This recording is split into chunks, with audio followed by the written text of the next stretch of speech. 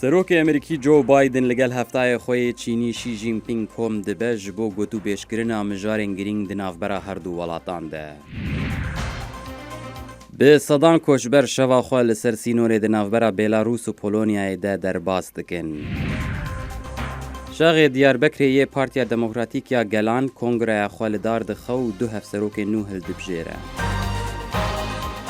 Ji stûdyoyên dengê Amerîka li Washington gelî bîraran hûn li ku bin em bi xêrhatina we dikin ji bo xelekeke nû ji bernameya Kurd Connection.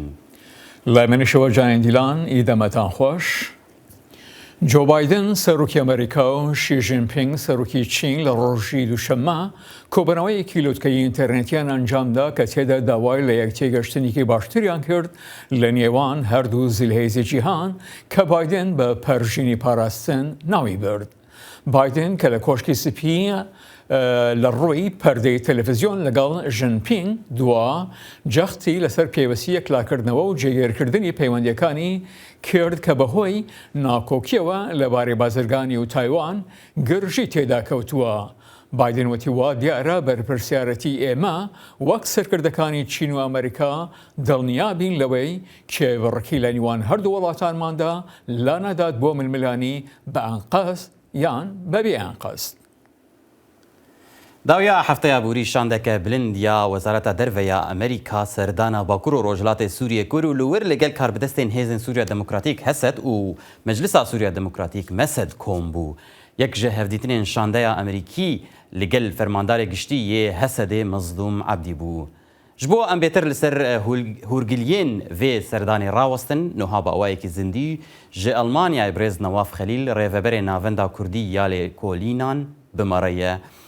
Birêz Nawaf tu bi xêr hatî yanî ev hevdîtin yan ev serdana şanda Amerîkî ji vî rengî bi serkêşiya Ethan Goldridge ku bi xwe jî cîgirê alîkarê Wezîrê Derveyê Amerîkayê ye. Ji bo Bakur û Rojhilatê Sûriyê çi qaysî girîng e di nêrîna te de? Belkî destpêkê deng nehat me dem baş bo ji bo hemû guhdar temaşevanê dengê Amerîka bawer dikim em herkes di demê dawî de bi taybet nûçeyê gefê dewleta Tirk li Bakur û Rojavayê Sûriyê dixwarin û bi amadekariya êrîşekê bike her kesî dişopand û di bende wêkê dîke medî di rojê dawî dijî berî çûna şandeyê êrîşekî hovane li ser malbatekî sivîl apê û Sêgulo her du neviyê xwe Mezlûm û Mihemed şehîd kirin û hinek yani ragihandina Tirka jî wekî serkeftinekê ji xwe destî şan kir. Bêguman ev gef û êrîşekê dibin li ser sivîla û êrîşê bi tankê Tirka di îro jî li aliyê zerganî bûne bandorê xwe li xelkê dikin. Bandorê xwe li Hêzê Sûriya Demokratîk û şerê xwe yî beramberî Daişê dikin. Ev hatin wekî piştiraskirina gelek cara rayedarê Amerîkî gotine em li vê dikêne em ê bimînin û şerê me li beramberî Daişê dewam dike û qesed jî hevkarê me yî serekene û bi ewlene. Ji bo ev şer dewam bike ez bawer dikim tecrübeya Efganistanê ezmûneyê li ber çavayê têrê nake lê tenê tişer bike ji bo vê jî aliyê ekonomî hat nîqaşkirin aliyê yani pêtiviyên deverê hat nîqaşkirin gefê Tirka alîkariya aborî pêdekirina derfeta ji bo yî istismar di wê dikê çê bibe her wiha qutkirina avê ji aliyê Tirka de hemû mijarên girêdayî jiyana xelkê ne bi taybet em dibînin bêçiqa bandor dibe. Carîkî de metirsiye çê dibe û carîkî de carna kêm derfetê aborî ew jî bêguman bandora xelkê. Kek Nawaf yanî yek ji xalên ku hatibûn got pêşkirin bi awayekî nerast rast behsa van gefeyên Tirka nevê ku te behsa wê kir di daxuyaniya yani bi kêmanî ji aliyê Qesedê ve got ku ew agirbest û rêkeftinên heyî yên navxweyî werin parastin. Mebesta wan bi rastî jî ev agirbestên bi aliyê Tirka re yan tiştekî din e? An hewek dizanin ji qamişto heta dêrikê ê garantor êdamên Amerîkî ne yani wextê di êrîşa serê Kanye bû hat dagirkirin û li ser girê spî bû ev dever hatin dagirkirin di alîketin nav bênkariya نرى يعني نبي نرى راسبو يعني نافي كاربون جي قامشتو حتى ديركي امريكي وخفض التصعيد كان او جارانتورن وجي قامشتو حتى من بيجو دفريد روسن حردو علينا يعني اللي ايج سركه شر دشوبين واليكاريت كبيغمان دولتي كوي امريكا وكواليسيون نمنتويه روس دفي علي دراغ عندنا خد جي وباراليل يعني بالتوازي ترك جي وجروبين شتا ايجريداي تركا وكي اتموسفيرا شر حاضر افا براستي بربجاب وكي اغاهي باندور الشر الامبري داعش ومورالك وهيزك داعش جبولهم بين إيريشي وانا زيدت بن إيريشي وا باكور رجاباي سوري زيدت بن وإيريشي وانا حتى الدبرة بعد يجي امبري ارتشار رجيم جي زيدت بن امريكي بلي ببورة يعني هل بتف بابت برفره اللي خوازن لسر بابتا يعني مجارة ابوريجي باخ هما يكسر بشتي او سردانا هام بداوي بو USAID اجانس امريكيه پیش وبرنه راگهاند کو سه يعني وكو اليكاري جنم هات شاندن بو باكرو روجاوای سوري گو هلبت بشك جي دچش بو جوتكارن كرد لدفري و حتى كيجان راديه بيغريا امريكي او سوزن كو امريكا جميج ودا كو امي بيشغريا و هرم بكن بتايبت دواري مثلا ارام كرنا دفرين كو جداعش هاتنا رزگار كرن ودناف دشي قالك باجار وباجارو كن كردا تشكي سركه به لدفر ارام بقفه الكابل سكناندن يك ياد درفتني دانج روسيا وايران ورجيمير جي ديسكابكي لسرفي دفري انا لجم هناك رجيم فقرياي وباجار هاتن رادسكرين وبترول بويه دبن سرويه رجيم شخوت تشتكينا هاتي بارتن وشخوا حمورا ادارين خسريت بجن وتشتكي ني بارتن دا او دانو ستاندنك تشيله ورجيم راستيافي خسريه ناسنك وفهمنك وروشكي تايبت يعني خصوصيتها تايبت يا قصدي ناسنك شخوت تشتك ناي بارتن رجيم ناي بارتن نهاتي بارتن ونوي بي بارتن تاني ام بيجن تشوساندنا روسيا بين تشتكي سروا فرض بكن قد سر انجامي هبتنا روسيا وامريكا كيك نما برسا مني داويش برغو وقتها ببوره وقتها ما قال لك نما برسا مني داوي للسر مثلا اراميا سركه قفت الكابي سكراندن وارامي دس بيبو خلجي بيدك من اف وكي مرو بيجي برانك سمبوليك رمزي اول كاريا كنم سي حزرتون هاتي بيشكش كرن هاتنا شانتي امريكي اريكار واف جي وكي بيجن اريكاري كي جو جوتكارا وك تشتكي رمزي سمبولي بيغمان نشانه كي اريني مرو كار بيجن باش كيك نواف سيستاني مامانه هاجر تكارب بكورتي بيج قالوا امريكي بحثا ويكي كرنه مثلا گفتگويا راس راس دنافبرا ريفبريا خوسر وريجيم سوري بتاي بد دم كده كونها قال لك ولاتين حكومتين عربي بري خوددن فغراندنا بيونديان بشامير قال لك بيجم امريكي نل دي جوي كان يجبر امريكي اوجي وقت ما تشتكي وا استراتيجيه شر البرامبري داعشي وزباوردكم سر انجام الهباتني يعني هباتنا نافد كمان مروبيجي امريكا وروسيا جبروا شاسوري هنا كيدر فتدلي نروسي كي جدينه ونا امريكي جبلزن جبو اف دانستان دن بجبو يجي شر برامبري داعش دوام بك وهولداني اراميه جبوي منطقه ويجالي امريكا دز باروت كم بيبو اوج بسدم بشوي كي ارني خلق قبول كم بجرين وشر برامبري داعش باشتر وسركفتيتر دوام بله برز نواف خليل ريفبري نافندا كردية لكونيان لألمانيا تمربو بآواي كي زندي قال لك سباس بوش سدان كوچبر شویان لنزیک سنوری بیلاروس و پولونیا بسر برد لناوچه گرودنو پاشوی خلقی زور لروجی دوشنبه هولی چون ناو خاکی پولندیان دا کوچبرکان لنزیک بری سنوری پولندا لبازگکدا و سابونو دواریان هلدابو یکیتی اروپا توانباری لوکاشینکو دکات برای خستنی کوربی کوچبران برای ولاتان یکیتی اروپا و فشار درست کردن بو پاشگزبونوا لسر او سزایانه لسر حکومتکی سپیندراوا لوکاشینکو لروجی سێشەممە وتی ئەو دەیەوێ لە ڕوبەڕۆبوونەوە بەهۆی کوچبەرانەوە لەسەر سنووری پۆڵەندا خۆی دووڕابگرێت.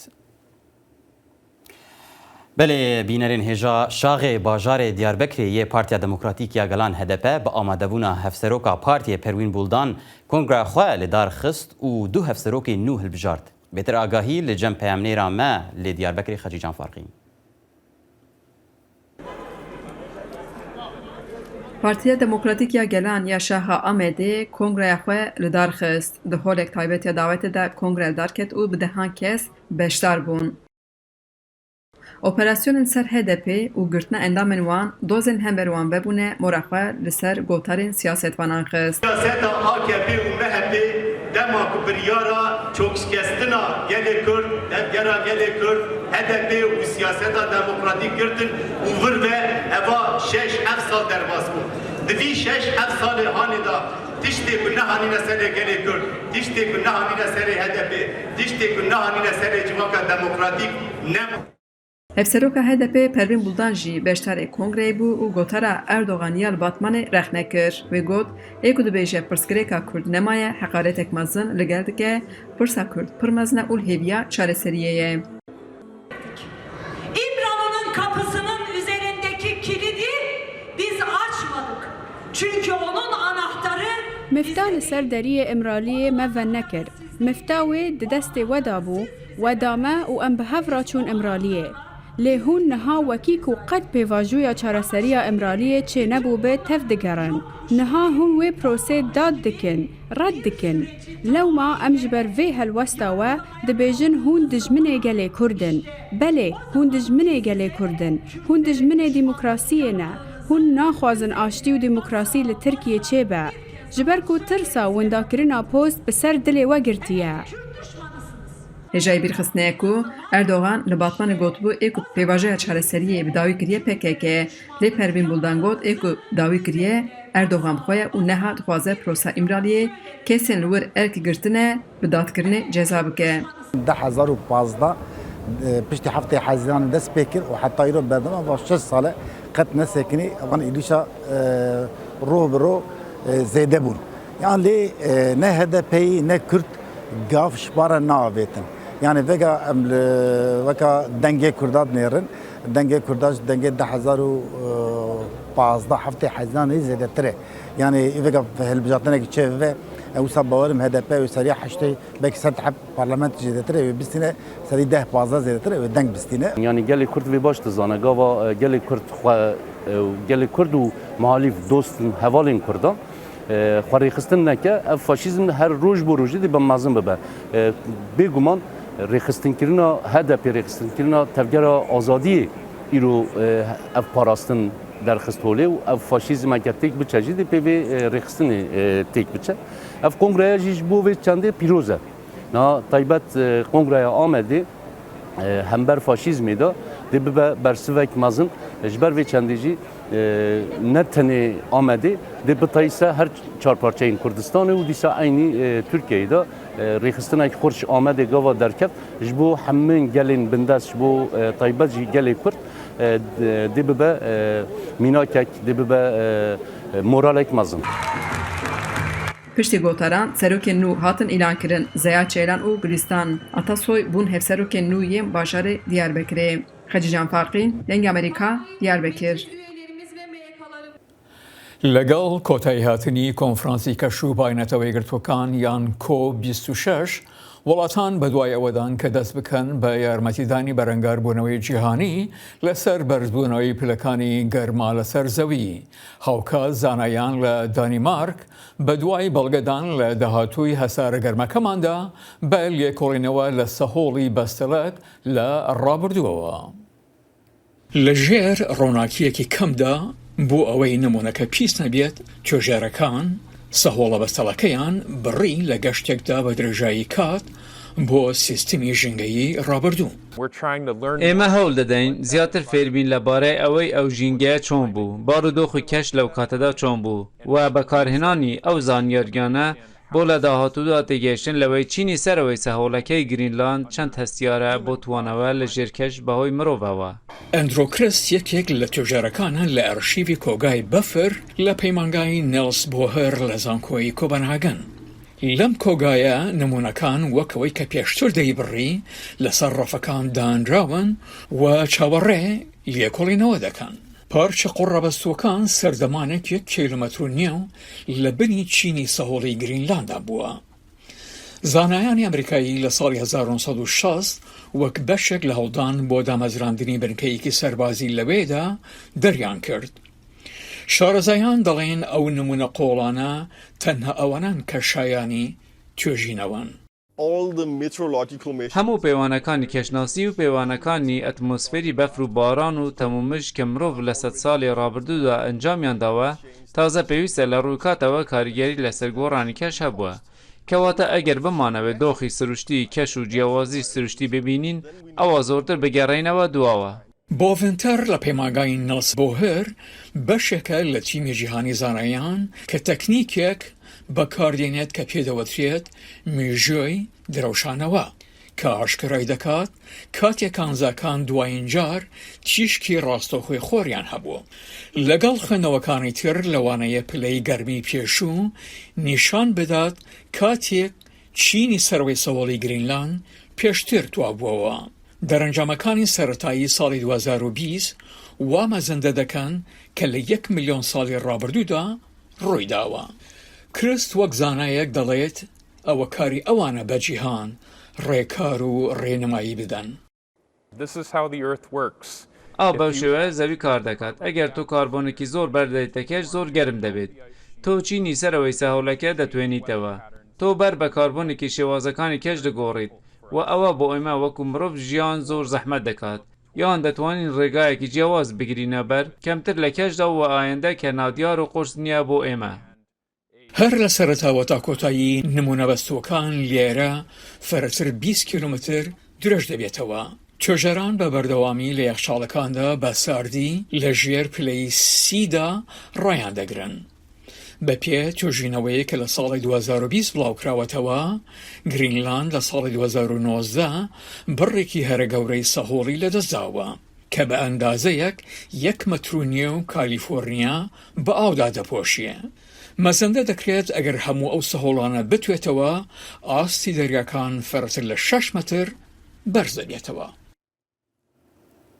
تەوی کو ئەف بووە 4 ساڵ کۆ حکوومەتا ناڤەندیە عێراقێ لە باژارێ خانقین لە پارێزگەها دیالایە دەسەڵاتە لێ نەشتەجیان باژێر یەن کورد بێژن دلێوان بە هەرێما کوردستانی ڕێیە.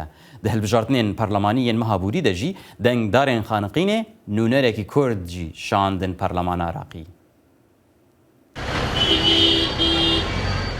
شاری خانقینە ئەو شارەی لە نێوان حکوومەتی عێراق و هەرێمی کوردستاندا کێشەی لەسەرە کە بۆ ماوەی 15 ساڵ کورد حکمی کرد بەڵام نزیکەی 4 ساڵە لەلایەن عێراقەوە کۆنتڕۆڵ کراوەتەوە. زۆربەی دانیشتوانی خانقین بە مەزهەب شیعە و بەنەتەوە کوردن بەڵام وەک خۆیان دەڵێن کوردبوونیان لا گرنگترە. ئەوەی کوردی خانەقینیە ئێمە قەت ملکەش نابین بۆ هیچ لایەنێک. ئێمە لەم شارە کوردایەتیەکەین حزبایەتیش ناکەین. ئێمە کوردین و ئیمانمان بە کوردایەتی خۆمان هەیە تاکو پێمان بکرێت بەرگری لە کورد و کوردستانی شەکەین. لە دوا هەڵبژاردننی پەرلەمانی عێراقدا کورد زۆربەی دەنگەکانی خانەقینی بردەوە و نوێنەرێکی کورد لەلایەن دانیشتوانی ئەم شارەوە نێردرایە پەرلەمانی عێراق.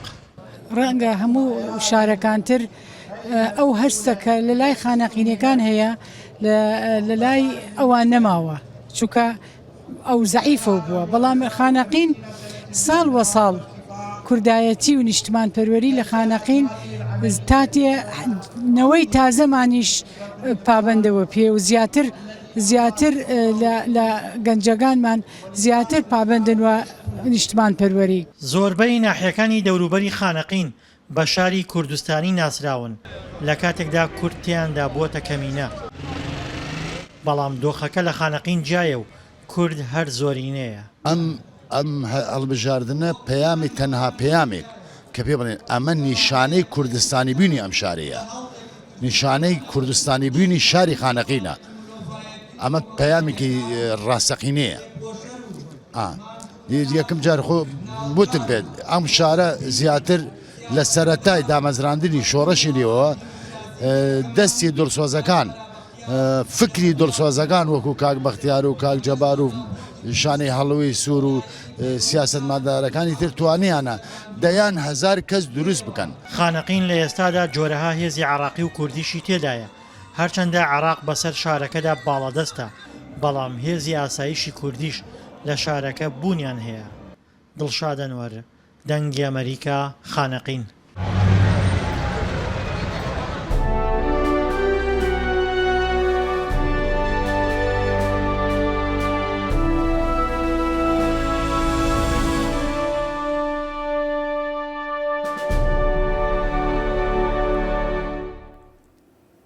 لەگەل کریزا مرۆڤاهیە تند کۆ لە ئەفغانستانê دقەومە نەخۆشخانەیە میروەیس لە قەندەهار دەبێژە و هەژمارە زارۆکên ku ji ber kêmbûna xwarinê nexweş dikevin zêde dibe.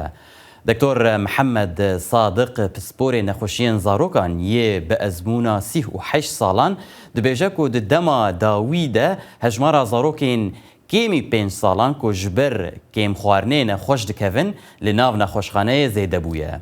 Li gorî programa xwarinê ya cîhanî dora 19 milyon kes li Efganistanê vê zivistanê li jêr metirsiya kêmxwarin û birçîtiyê ne. Rêxistina cîhanî her wiha dibêje ku dora 3 milyon zarok jî li jêr vê metirsiyê ne. LGBTQ یان هاوڕەگەزبازە ئەفغانیەکان لە ترسی ژیانیان لە ژێردەسی تالیبانەکان لە ئەفغانستان بە هیوای ئەوان کۆمەڵگای نێونەتەوەیی بۆ شوێنێکی ئارامتر بیانگوازێتەوە. پرشنا تەهریک ئەم ڕاپۆرتەی بۆ ئامادە کردوین. ئەندامên civaka hevregezxwazên Efganî dibêjin niha ku dîsan Talîban vegeriyayîne jiyana wan di metirsiyê de ye. Hevregezxwazên Efganî li Kabûlê gotine dengê Amerîka ku Talîban li wan digere û li wan dixe. Ew kesên bo dengê Amerîka axiftin ji ber parastina wan dengê Amerîka nexwast nasnameya wan eşkere bike. Ev ye jiyana me dadkevin mala me û li me dixin binêre serê min şikandiye û xînjê tê. Dema desthilatdariya Talîbanê di salên notan de gelek tundutîjî û dijayetiya hevregezxwazan dikirin. Piştî vegeriyana wan li meha heştya îsal, Talîban dibêjin mafên hevregezxwazan dijî yasaya şerîetê ne.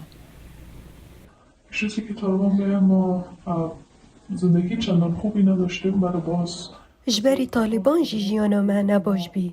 Lê jinûge çêtir bî. Her çi nebit me çiyan bixwînîn, derkevîn, kar bikîn û six bimînîn. Hin endamên civaka hevregezxwazan ya Efganistanê dibêjin ew neçar bûyne ku xwe veşêrin. Me mirim bi çavê xwe dît. Ez doktorim û wekî doktorekî kar dikim. Ez gelek kesan naz dikim ku rastî gelek pirsgirêkan tên. Dema Talîban hatin min mala xwe bicihişt. Ji ber ku wan 6 kes ji hevalên min kuştin. Hindek calakvan hewl didin harîkariya van regezxwazan bikin ku wan veguhêzin Amerîka yan welatên din. Em hewl didin çendî bikarin hevregezxwazên Efganî derbixînin. Li wan têxistin, gef li wan têkirin û tên kuştin. Jiyana wan di metirsiyek pir mezin daye. Tevî derketina bi hizaran Efganiyan ji welatê wan lê hêja gelek Efganî û endamên civaka hevregezxwazan li Efganistanê mayne û hewl didin ji Talibanê birevin. نوێترین هەواڵ و زانیاری خێرایی و متمانە لە فەیسبووکی دەنگی ئەمریکا. هەر ساڵێ دەڤەرە هەوڕەمان بە دیمەنên xwe ên payîzê xwarina Kurdî ya Resin û seqayê xwe gelek geştyaran tîne cem xwe. Peyemnêrê me Ferhan Hewremanî bêtir dîmen û agahiyan ji vê demsalê li Hewremanê pêşkêşî we dike.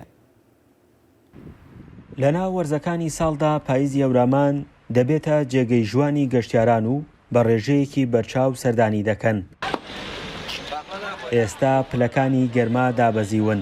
بەهار لە خواردنگەی وەردەگا خواردنە کوردەواریەکان ئامادە دەکات. لێرە چونکە ساردە خاستن ئیمڕۆ زۆر سارد بوو باران بوو ئەوەی کە هاتووە کەوتمانە بڵین سەر و پێمانێ ترخێنێ گەنمە کوتاوە زۆر خۆش بە بەلایەوە جوتی باگەرم بمەوت خوارم بۆ تێکەبابی خۆم چکە ساردە بۆ یەترەمە هەموو ڕۆژێمەم خواردنانەمان هەیە وەڵی ئەرە وەڵا هەیەتی خاستن سەر و پێکە چکە من بە گیپە ئەیکەم هەم بە برنجیش بەجیا لێ بناوە چکە هیوا هەیە گیپەکە ناخوات برنج و بڵی سەر و پێکە ئاخوا جوانی سروشتی هەورامان لە وەرزی پاییزدا وە گەشتیاران دەڵێن پەلکێشی چرکاندنی وێنەیەکی جوان و یادگاری کردوون دەشڵێن لەم وەرزەدا هەورامان تایبەتمەندی خۆی هەیە بە سەفرا هاتین بۆ هەڵەبجە لە ڕێگاشەوە هاتین بۆ هەورامان شوێنێکی خۆشە پێمان خۆش واربین سەریکی بین خۆشمان مامۆستاین لە پێنجوێن داوامەکەین بەڵام خەڵکی سلێمانین ئێمە یەین ساڵانە بۆ دیارە و سەردانی ناوچە کوێستانەکانی کوردستان زۆرەکەین بە تایبەتی هەورامان و تێڵ و بیار و ئاوێسەر و پێنجوێن و زۆر شوێنی گەشتین ساڵانە بەس شوێنی ئێرە بۆم بێمە زۆر زۆر تایبەتە بەڕاستی چکە سەوزایەکی زۆر خەڵکێکی بەڕێز و میوان دۆست و ینی حەسکەر بە خەڵکی بیانی و خەڵکی بڵین دەرەوەی ناوچەکە و دوکان و بازارێکی تقریبان توانم بڵم کراوە و خۆش مەشرب لەگەڵ خەڵکەکە ینی بەڕاستی ڕۆژانەکە ئێمە بینین هەولێرەوە هاتوین جەیەکی زۆر خۆشەیە جەیەکی فێنک و خۆشەیە وهروە گەڵاکان هەموو زرد بوونە لەگەر هاوڕێیانمان چەند وێنەیەکمان لەسەر شاخەکە چرکان بۆ یادگایی باشە خواردنەکان چۆنن ئەو خواردنانەی کە لێرەن خواردنە کوردەواییەکان خواردنەکان زۆر خۆش بوو خواردمان خواستم برنجی خڕیان هەیە زۆر خۆش بوو لەگەر قەرەخەرمانشمان خوارد بەشێک لەو گەشتیارانەی کە سەردانی هەورامان دەکەن لەگەڵ خۆیانە گوێز و هەنجیر و کاکڵەی گوێز و مێوژ و بەهێو چەند خواردنێکی وشکراوە لەگەڵ خۆیاندا دەبن هاوکات وەک فرۆشارەکان دەڵێن ئەو بەرهەمانەی کە لە هاویندا لە هەورامان هەبوون لە ئێستادا ئامادە کراون بۆ وەرزی زستان و دەیدەن بەو گەشتیارانەی کە سەردانی ناوچەکە دەکەن من لە پایزانە خۆمان بە خوشتمانە اینجا دوکانیشمانێ لە حالێنم دوکانی کوڕێکی خۆمە کەشتمان ئەو خواردانە کە خوێت وەکو هەنجیر و وەکی گوێز و وەکو کاکڵا وەکو هەنار ئەوانەمان بۆیە سەرفیەکەین گەشتیانان زۆر کە ڕومانتەیەکەن بە دیاری شدە من بۆ مەرە خوارد هەورامان ناوچەیەکی گەشتیاری و دەکەوێتە پارێزگای هەڵەبجەوە ناوچەیەکی گەشتیاری هەمە چەشنەیە وەک گەشتیاری ئاینی و سروشتی و پزیشکی و مێژویی ساڵانە و لە وەرزەکانی بەهار و هاوین و پاییز و زستانیش گەشتیارێکی زۆر سەردانی دەکەن فەرحان هەورامانی دەنگی ئەمریکا هەورامان بێگومان هەورەمان لە شوێنە دەڕفێنەکانی کوردستانە دۆستی لە وشگر تەماشەکێ لە خۆشەویست و ژورایەتە کۆتایی بەرنامی ئەمڕۆمان درود هاوکارێنم لە بەشی دەرهێنان ڕاوین دۆسکی خەڵد فەتاح و فەرهاد فەلاحی و هەروە لێرەشە و هاوکارم سیروانکەژۆ پێشکەشتان کەین تا بەرنامەی ئایندەمان هەر شاد و سەرفراز بن ببینین دخۆشیێدە